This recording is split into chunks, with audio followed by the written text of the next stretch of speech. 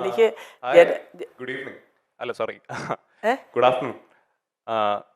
അതിപ്പോ mile stone മേക്കേഴ്സിൽ നിന്ന് വിളിച്ചിട്ട് ശ്രീ മല്ലിക സുകുമാരന്റെ ഒരു പരിപാടി ഉണ്ട് എന്ന് പറയുമ്പോൾ എനിക്ക് വരാതിരിക്കാൻ പൃഥ്വിയാണോ? പറ്റില്ലല്ലോ. അങ്ങനെയല്ലേ വേണ്ടത്?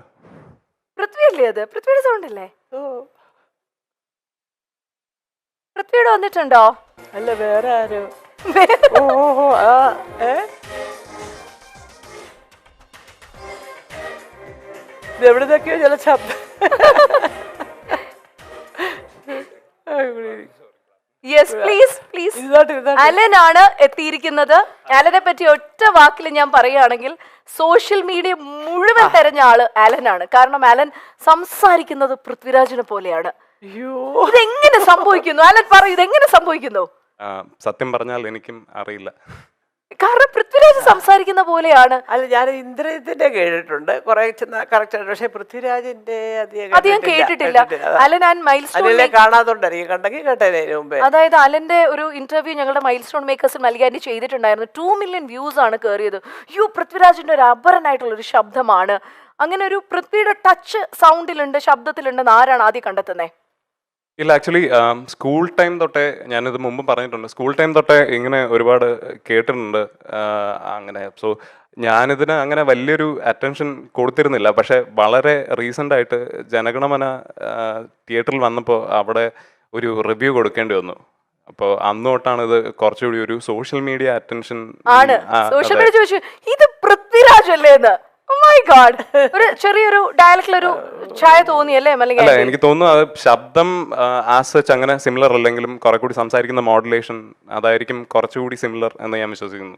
അല്ല തീർച്ചയായിട്ടും അതിപ്പോ രാജുവിൻ്റേത് ഈ പറഞ്ഞ പോലെ ഇപ്പോൾ ഈ ഇടയ്ക്ക് ഒരു കൊച്ചു പെൺകുട്ടി ആ ജനഗണമനയിലെ ഡയലോഗ് പറയുന്നത് കണ്ടു ഞാൻ. എവിടെയോ ഒരു കുട്ടി ഫേസ്ബുക്കിലാണ് കണ്ടത്. ഇത് മറ്റേ ഇത് ഇന്ത്യയാണെന്നൊക്കെ പറഞ്ഞുകൊണ്ട് ഒരു, അപ്പോൾ ഞാനിങ്ങനെ, പക്ഷേ അതാ കണ്ടില്ല. ഇന്ദ്രജിത്തിൻ്റെ കുറേ പേര് അതുപോലെ പറയുന്നുണ്ട്. ശരിക്കും ഞാൻ ഇദ്ദേഹത്തിൻ്റെ കേട്ടിട്ടില്ല. അതുകൊണ്ട് അല്ല, പൃഥ്വി തന്നെ പറയും ഇപ്പൊ ഒരു ഗ്രൂപ്പിലൊക്കെ പോയാൽ ഒട്ടും ലൈക്കബിൾ അല്ല ഞാൻ. ചേട്ടനാണെങ്കിൽ കുറച്ചുകൂടെ ഡിപ്ലോമാറ്റിക് ആയിട്ട് എല്ലാവരും. പക്ഷെ കുറച്ച് മാറി. ആദ്യം ഇങ്ങനെ ആയിരുന്നു, ഞാൻ പറഞ്ഞില്ലേ വലിയ കാര്യത്തിൽ. ഇപ്പോൾ നമ്മളങ്ങോട്ട് എൻ്റെ പൃഥ്വിരാജ് ഞാനിതിനെ ആ പടം കണ്ടു, കണ്ടോ, അതെന്തായിരിക്കും ഞാൻ എല്ലാ ഇൻ്റർവ്യൂവിലും ഞാൻ അഭിനയിച്ച് കാണിക്കാറുണ്ട്. ഉ എ ഐ ഓ ഔ എന്നൊക്കെ പറഞ്ഞാൽ ഒരു 5-6 മോളല്ല തീരും.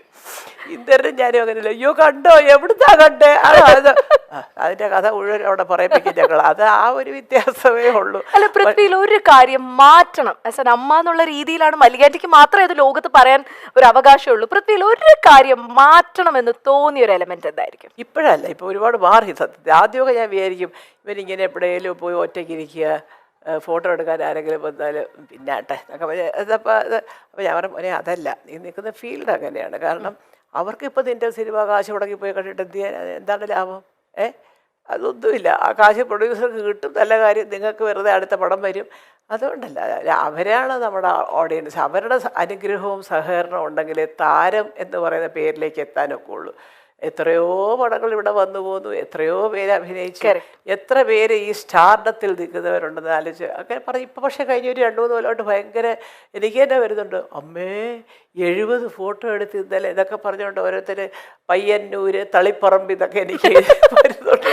സൂപ്പർ. ഈ അലൻ എങ്ങനെയാണ് പൃഥ്വിയുടെ സിനിമാസ് കണ്ട് ഇൻഫ്ലുവൻസ്ഡ് വല്ലത് ആയതാണോ, or you normally you speak like this? I actually speak like this. അങ്ങനെ ഇൻഫ്ലുവൻസ്ഡ് ആയി എന്ന് പൃഥ്വിനെ എനിക്ക് ഒന്ന് ഇഷ്ടമാണെന്ന് തോന്നുന്നല്ലേ അലന്? Yeah, of course. He's a very established actor of our industry.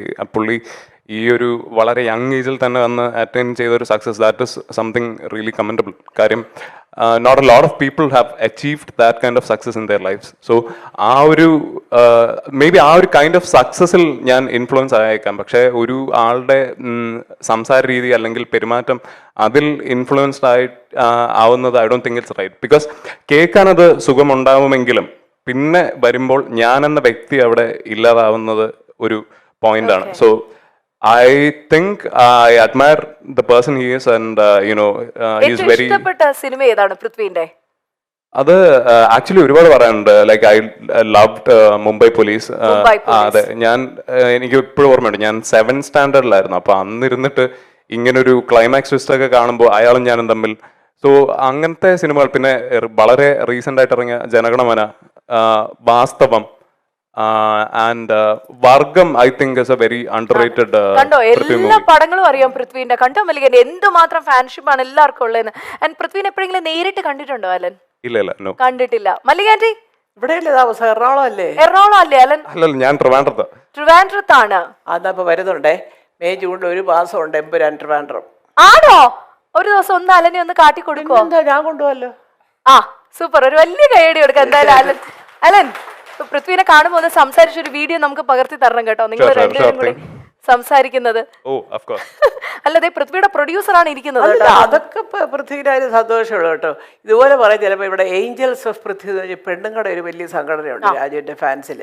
അപ്പോൾ അവരിത് പറയാം, അമ്മ നോക്കണം, അമ്മ ഈ ആൺകുട്ടികളെല്ലാം കൂടെ സ്റ്റേറ്റ് കമ്മിറ്റി ഇത് പറഞ്ഞ് പോയി ഞങ്ങളെ കൊണ്ടുപോകില്ല, അങ്ങനെയാണ് ഇങ്ങനെയാണെന്നൊക്കെ. അപ്പോൾ ഈ പൃഥ്വി ഈ 50ാമത്തേൽ വരുന്നു എന്നുള്ളത് ഒരു കൺഫർമേഷൻ കിട്ടിയില്ല. അമേരിക്കയിൽ പോകാമെന്ന് പറഞ്ഞ് ചെയ്തതല്ലേ, വരുന്നു എന്ന് പറയുമ്പോൾ ഞാൻ രഹസ്യമായിട്ട് ഏഞ്ചൽസ് ഓഫ് പൃഥ്വി അറിയിച്ചു, നിങ്ങൾ എത്ര പേരുണ്ട് അമ്മ, ഈ കൂട്ടത്തിൽ നിന്ന് അതിൻ്റെ തലപ്പത്ത് ഓരോ സെക്ഷനായിട്ട് ഞങ്ങൾ തിരിച്ചിട്ടുണ്ട്, അതിൻ്റെ ഹെഡ്മാരെല്ലാം കൂടെ ഒരു 15 പേര്. അപ്പോൾ നിങ്ങൾ 15 പേര് തിരുവനന്തപുരത്തോട്ട് വരും, ഞാൻ കാണിച്ചു തരാൻ ഒരാഴ്ചയുണ്ട് എന്നൊക്കെ പറഞ്ഞ് അവർക്ക് ഇതിപ്പരം ഒരു സന്തോഷമില്ല. കാരണം ഈ ആൺപിള്ളേരെല്ലാം കൂടെ കമ്പനി കൂടി പോകുമ്പോൾ ഈ പെൺപിള്ളേരെ തഴയും. അതാണ് പെൺകുട്ടികൾ, അതാണ്. എന്തായാലും അലൻ ഒരു വലിയ കൈയടി കൊടുക്കുന്നു. സോ എന്തായാലും ട്രിവാൻഡ്രത്ത് പൃഥ്വിനെ നേരിട്ട് മീറ്റ് ചെയ്യാൻ പറ്റട്ടെ. ഏതാണ്ട് ഒരു മാസത്തോളം അവിടെയാണ് എമ്പുരാൻ ഷൂട്ടിംഗ്. അടിപൊളി. എല്ലായ്പ്പോഴും മക്കളും മരുമക്കളും കൊച്ചുമക്കളും കൂടെയില്ല എന്ന പരിഭവമുണ്ട് മല്ലിക സുകുമാരന്. എന്നാലും അവർ സിനിമാ തിരക്കുകളുമായി കഴിയുകയാണെന്ന ധാരണയുമുണ്ട് ഈ അമ്മയ്ക്ക്. ചില അഭിമുഖങ്ങളിൽ മാത്രമാണ് മല്ലിക എന്ന അമ്മ ആ പരിഭവം പങ്കിടാറുള്ളത്. അവരുടെ ഒപ്പം ചേർന്നാൽ ഈ അമ്മയ്ക്ക് ആഘോഷമാണ്. അമ്മയുടെ ജന്മദിനം ആഘോഷമാക്കാൻ മക്കളും കൊച്ചുമക്കളും എല്ലാവരും കൂടി എത്തിയിരുന്നു. കൊച്ചുമക്കളിൽ മടിയിലിരുത്താൻ പ്രായമുള്ള ഒരാൾ ഇനി പൃഥ്വിരാജിന്റെ മകൾ അല്ലി എന്ന് വിളിക്കുന്ന അലംകൃത മാത്രമാണ്. അല്ലിമോൾ അച്ഛമ്മയുടെ മടിയിൽ ഇറപ്പിക്കുന്ന വീഡിയോയും ചിത്രങ്ങളും നമ്മൾ കണ്ടിട്ടുണ്ട്. മല്ലിക സുകുമാരന്റെ 2 മക്കൾക്കും പുത്തൻ താമസ സ്ഥലം ഉറച്ച വർഷം കൂടിയാണ് ഇത്. ഇന്ദ്രജിത്തും പൂർണ്ണിമയും വർഷങ്ങളായുള്ള ഫ്ളാറ്റിലെ താമസം ഒഴിവാക്കി ഒരു വീട് വെച്ച് താമസം ആരംഭിച്ചത് ഈ വർഷമാണ്. ഇക്കൊല്ലമായിരുന്നു പാലുകാച്ചൽ. പൃഥ്വിരാജ് ഭാര്യയും മക്കളെയും കൊണ്ട് മുംബൈയിലേക്ക് താമസം മാറുകയും ചെയ്തിരുന്നു. എല്ലാ ഇന്റർവ്യൂസിലും രസകരമായി സംസാരിക്കുന്ന ഒരാൾ കൂടിയാണ് മല്ലിക സുകുമാരൻ. തന്റെ കുടുംബത്തെക്കുറിച്ച്, മക്കളെക്കുറിച്ച്, മരുമക്കളെക്കുറിച്ച് എല്ലാം വാതോരാതെ മല്ലിക പറയാറുമുണ്ട്.